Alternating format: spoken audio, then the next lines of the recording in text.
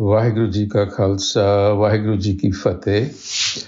Welcome to this segment of Khoj Gurbani's a-sabad-a-day. Our recitation today is the Bani of the fifth Guru, Guru Arjan, in Rag Asa, and it is in the form of a salok accompanied by chants. And we will be considering the first chant along with the salok being the essential spiritual message, and the recitation.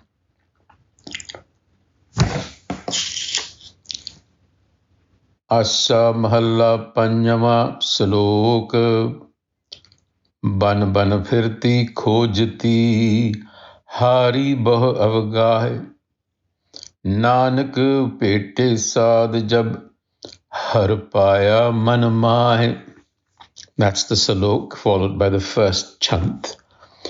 Jako khojai asankha muni anek tape brahme koti aradhain gyani jap jape jap tap sanjam kriya puja anik sodan bandana कर गवन बसुदा तीर्थ मज्जन मिलन को निरंजना मानुख बन तिन पशु पंखी सगल तुझे आराधते दयाल लाल गोविंद नानक मिल साध संगत होए गते.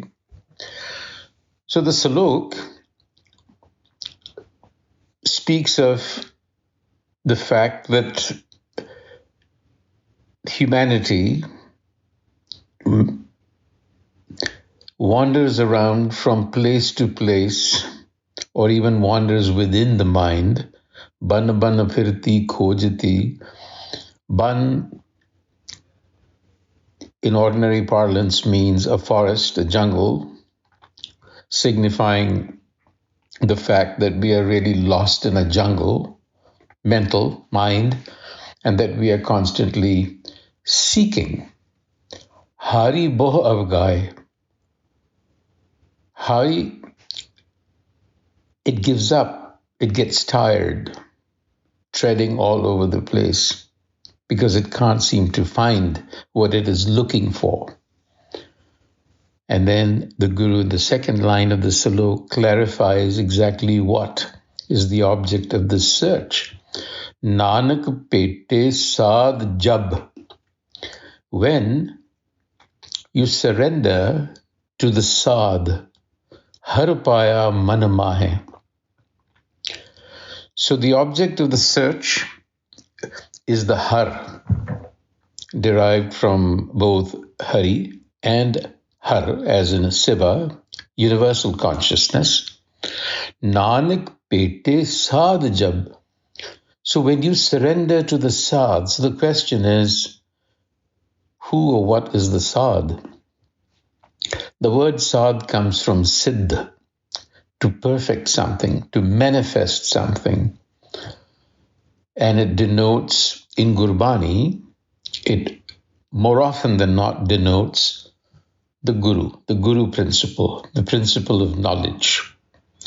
Nanak pete sad jab har paya man mahe. And you will find the har, the creator self within. So that har self is the object of the search of Jako khoje asankha muni in the chant now, the first line of the chant. So we know what the object of the search is, and the chant elaborates on it. Jako khoje, that which is searched for, in this case the har, asankha muni anek tape, muni sages, self-realized in some senses, but it is a broad term that includes ascetics, mendicants, people who practice long periods of silence. Anek tape, ascetics of various schools, people who engage in austerities, self-denial. So, Jako khoje asankha muni anek tape, not only that, but Brahme kot thousands of Brahmas. Brahma is a creative agency, the god of creation, so to speak, and in Gurbani it denotes the human. We are all Brahmas. In other words, we have creative potency within us to create.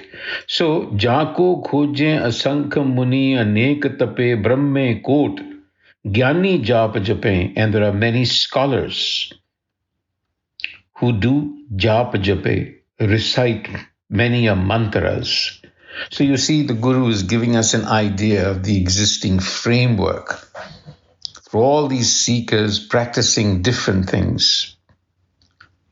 And then he goes on to elaborate. He says, look, this is because at a certain level, jap, tap, sanjam, kirya, the chanting of mantras, the practice of austerities, self-control, sanjam, ritual, kirya, anik sodan bandhana, and many other purification rituals which are common in Hinduism. There are many purification rituals, and the Guru is essentially pointing to them and saying, Kar gavan basudha. Basudha here is a reference to the earth. Roving mendicants, a very common sight in India, traveling from place to place. Tirtha majan, bathing at pilgrimages, a very common sight in India. So the Guru is saying, Milanako Niranjana. We are doing all of this in order to find Niranjana. Niranjana is another word for the Har.